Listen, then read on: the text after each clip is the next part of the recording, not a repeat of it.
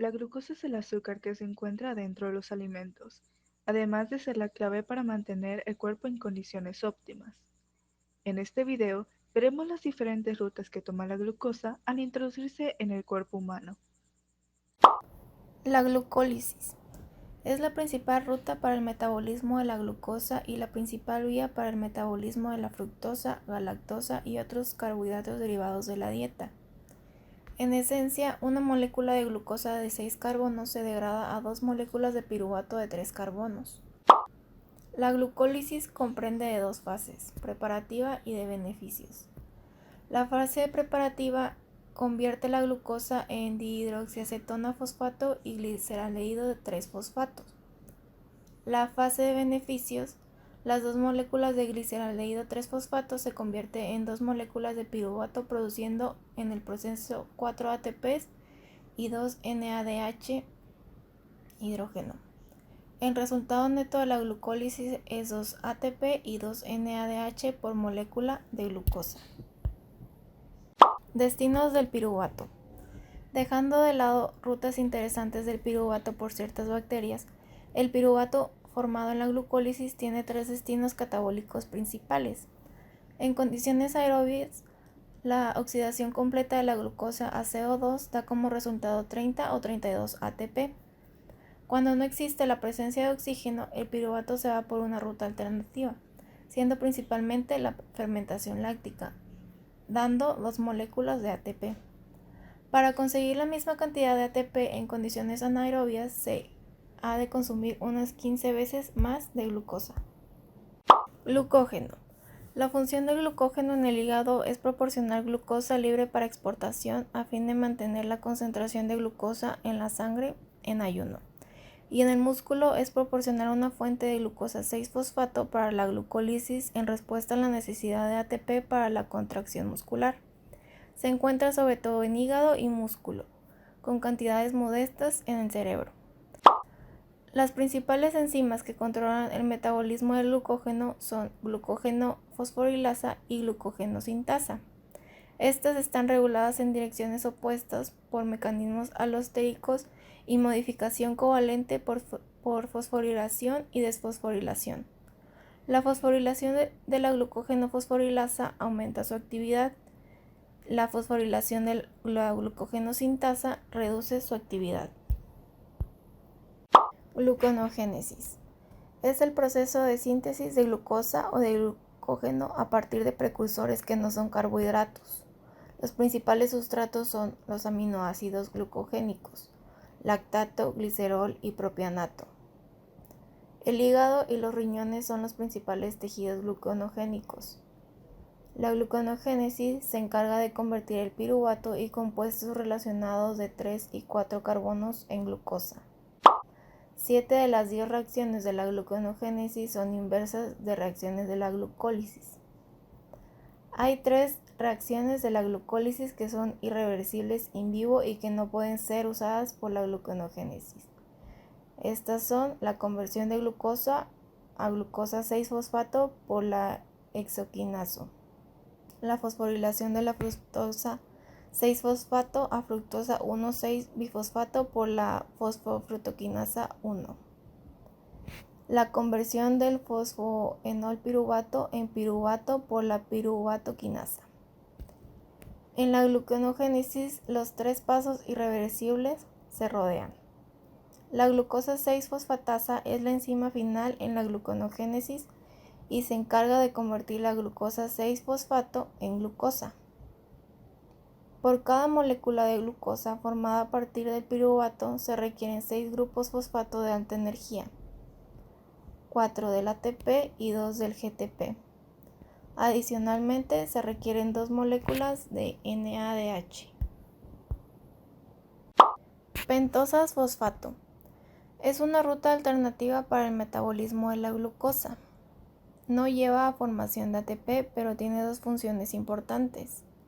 La primera es la formación de NADPH para la síntesis de ácidos grasos y esteroides y mantener reducido el glutatión para la actividad antioxidante.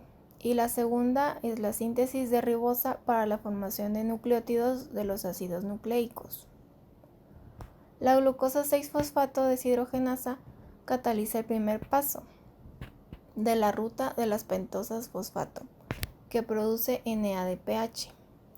El resultado neto es la producción de NADPH, un reductor para las reacciones biosintéticas, y ribosa 5-fosfato, un precursor de la síntesis de los nucleótidos.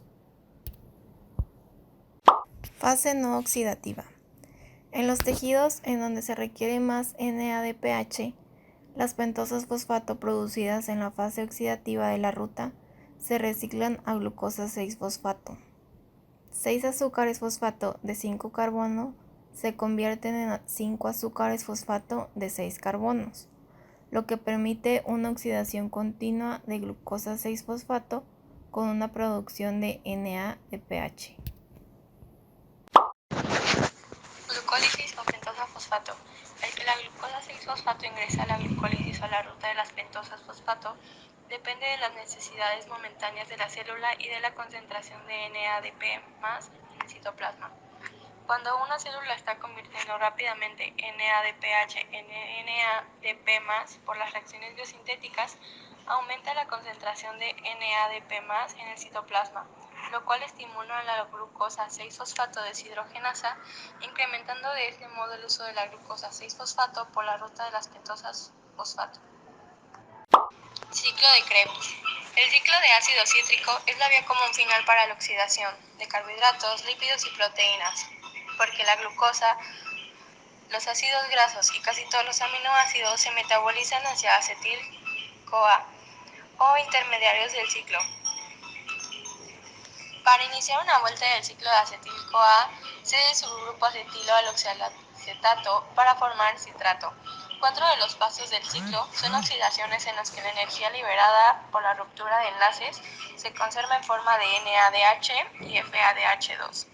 Por cada vuelta del ciclo, un grupo de acetilo de 2 carbonos entra al ciclo combinándose con oxalacetato de 4 carbonos.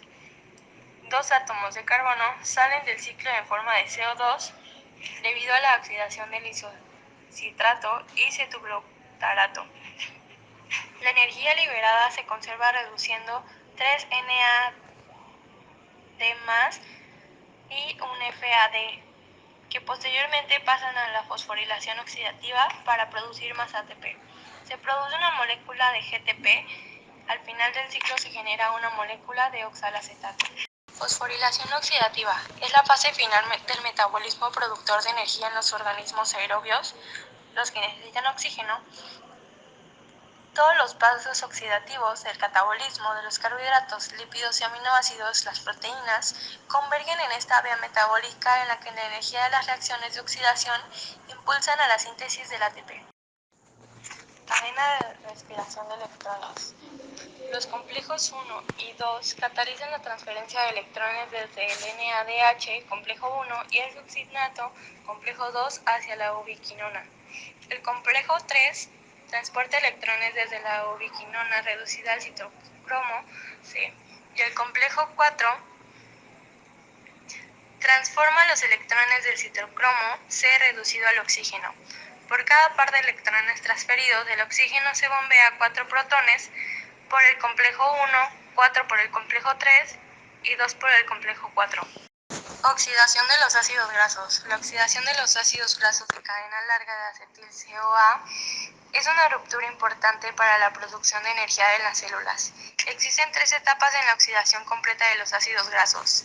La beta-oxidación, donde AG de cadena larga se convierte en fragmentos de 2 carbonos en forma de acetil-CoA. 2. La oxidación completa de acetil-CoA a CO2 en el ciclo del ácido cítrico. 3. La transferencia de electrones por la cadena transportadora de electrones. Beta-oxidación. La oxidación mitocondrial de los ácidos grasos sucede en 3 fases. La beta-oxidación, donde los ácidos grasos se convierten en residuos de 2 carbonos de acetilcoenzima A. En la segunda fase del acetilcoenzima A se oxida dióxido de carbono en el ciclo del ácido cítrico, que también sucede en la mitocondria.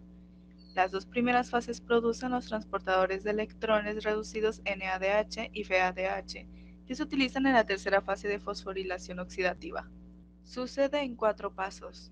En total se requieren 7 repeticiones de la beta-oxidación para oxidar una molécula de ácido palmítico a 8 moléculas de acetilcoenzima A.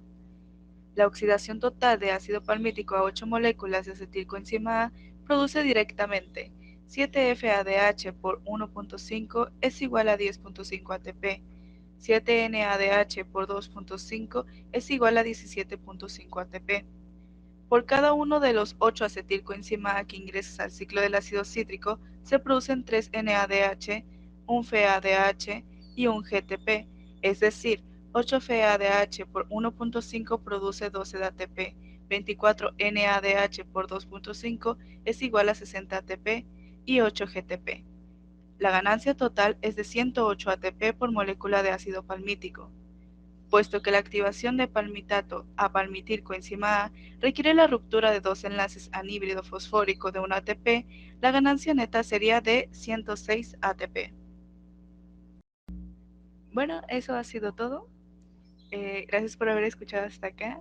Esta vez, desgraciadamente, no hubieron bloopers porque nada más me enviaron las partes buenas.